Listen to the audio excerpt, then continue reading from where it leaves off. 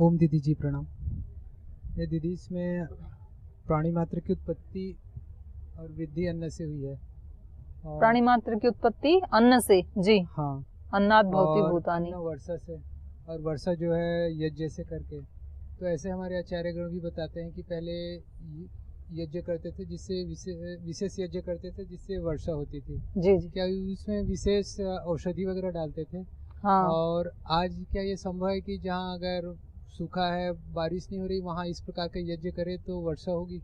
बिल्कुल, ये तो साइंस है।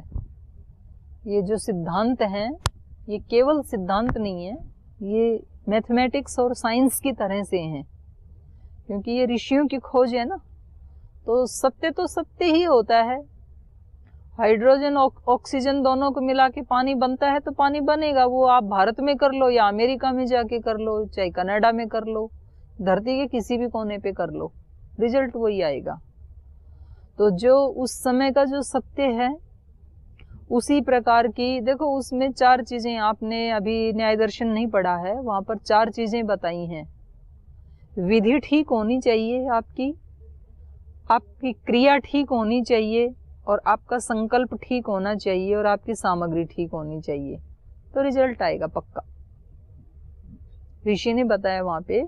तो वहां पर यही प्रश्न उठाया कि जी वो हमने सुना है कि पुत्रेष्टि यज्ञ करने से पुत्र की प्राप्ति होती है, तो प्राप्ति होती ही नहीं है। तो कहते हैं उसमें पुत्रेष्टि यज्ञ का दोष नहीं है, 4 चीजों में से कहीं ना कहीं मिलेगा। या तो आपकी विधि ठीक नहीं है, जिस विधि से करना चाहिए था, मेथड में कहीं ना कहीं आपने कोई गलती की है, या फिर उसका साधन ठीक नहीं है, या फिर संकल्प ठीक नहीं है, या तो विधि ठीक नहीं है। विधि तो आ गया, मेथड ही आ गया। तो इनमें से कहीं ना कहीं त्रुटि है। जैसे मान लो सामग्री में कभी कीड़े लगे, घुन खा रखा है, तो परिणाम नहीं आएगा।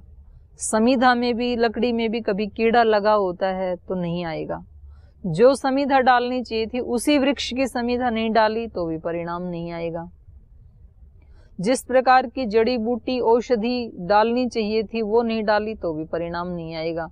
वो डाली लेकिन वो भी डुप्लीकेट थी तो भी रिजल्ट नहीं आएगा। तो कहीं ना कहीं उसमें दोष होगा तो नहीं आएगा। यदि सारी चीजें ठीक हैं तो 100% परिणाम आएगा। कहीं भी कर लें हम, कोई दोष नहीं है।